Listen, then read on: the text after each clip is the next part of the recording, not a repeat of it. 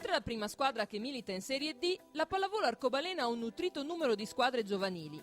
La società però si pone un obiettivo ben più importante. Ci siamo dati un obiettivo che è un obiettivo di qualità, noi vogliamo fare dello sport, non vogliamo fare dell'azione ricreativa, vogliamo incidere poco sulle famiglie, vogliamo dare lo spazio a tutti, quindi non chiedere quote importanti.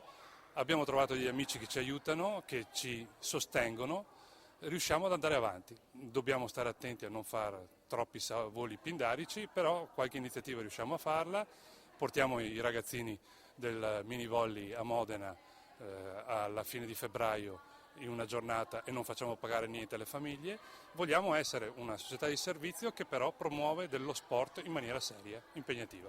Il bacino di utenza va da Camin al quartiere Forcellini di Padova e la risposta è molto positiva, a partire dal mini volley. Sia l'anno scorso che quest'anno abbiamo un buonissimo riscontro, abbiamo fortunatamente anche un buon riscontro da parte dei genitori che sono contenti sia di portarlo anche alle varie manifestazioni a cui noi partecipiamo col discorso mini volley, sia per quanto riguarda il mini volley avanzato abbiamo un under 12 e il mini volley normale per i bambini o palla rilanciata. Questo accade perché la società attua un progetto scolastico negli istituti del territorio, collaudato da parecchi anni. Ecco quindi la figura del coordinatore di educazione motoria, che ci spiega qual è il suo compito. Quello di coordinare in particolar modo l'attività motoria a scuola, quindi attività curricolari di educazione motoria, raggruppando e riuscendo a portare anche questa stessa attività che loro fanno, soprattutto il gioco sport, cioè la parte sportiva, poi anche a livello pomeridiano, in modo che i bambini possano usufruire e migliorare soprattutto quello che imparano a scuola lo usufruiscono poi nel pomeriggio per divertirsi ovviamente e per imparare anche un'attività sportiva. A livello giovanile, alla pallavolo arcobaleno, il tutto è progettato da un team di 8 tecnici, coordinati per quanto riguarda la fascia che va dal minivolley all'Under 16 da Laura Mezzalira, allenatrice dell'Under 14. L'Under 14 è composto attualmente da 18 ragazzine,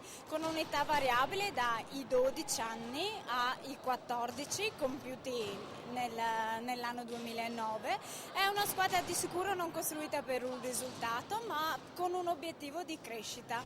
Dall'Under 18 alla Serie D, il coordinatore è invece Paolo Camporese, allenatore della prima squadra. L'arcobaleno è fra l'altro in attesa della tensostruttura di quartiere, nella quale auspica di poter svolgere qualche allenamento. Gli impianti su cui ci appoggiamo con l'aiuto del Comune di Padova sono la palestra Le Vicività a Camin e la palestra Falconetto, quella in cui ci troviamo in questo momento.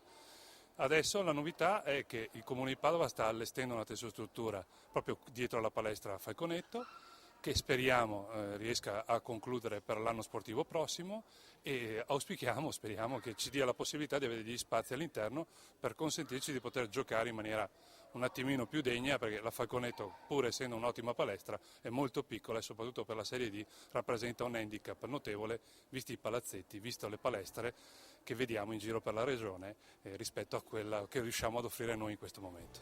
Tanti dunque i progetti e le scommesse alla pallavolo arcobaleno. L'imperativo è però ora quello di mantenere la categoria. Intanto scommettiamo sulla salvezza di quest'anno. Se noi riuscissimo a salvarci quest'anno, senz'altro sarebbe come aver guadagnato un paio d'anni in prospettiva.